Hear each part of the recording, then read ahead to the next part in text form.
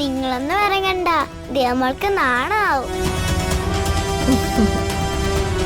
ഞാൻ ദേ അവിടെ ഇരുന്നിട്ട് ഓടി വരാം. ഓക്കെ അല്ലേ? കേറി കേറി കേറി കേറി അകത്തേര്.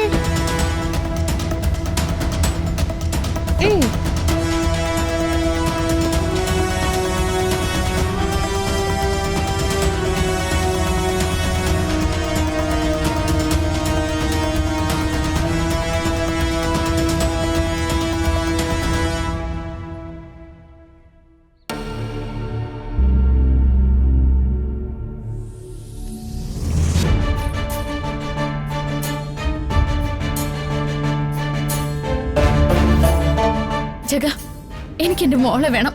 ഒന്ന് വേഗം വിട്. ഇതുവരെ ആയിട്ടും ദിയമോളെ കാണുന്നില്ലല്ലോ. നിങ്ങളൊന്ന് പോയി നോക്കിയേ. ശരി മേഡം.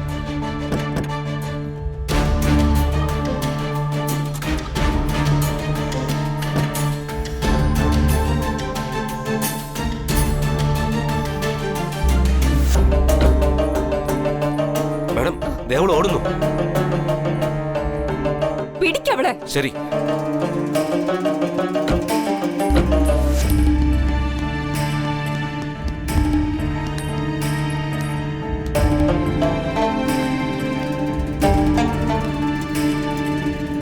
വന്ദന വിഷമിക്കണ്ട, ദീമക്കൊന്നും സംഭവിക്കില്ല.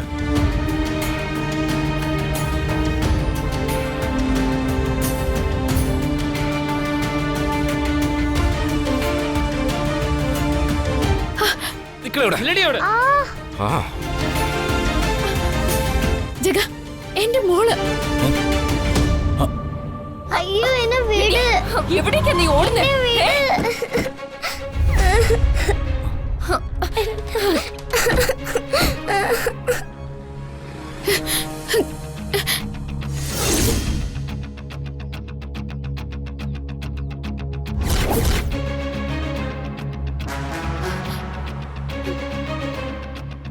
അടങ്ങി നിൽക്കാൻ.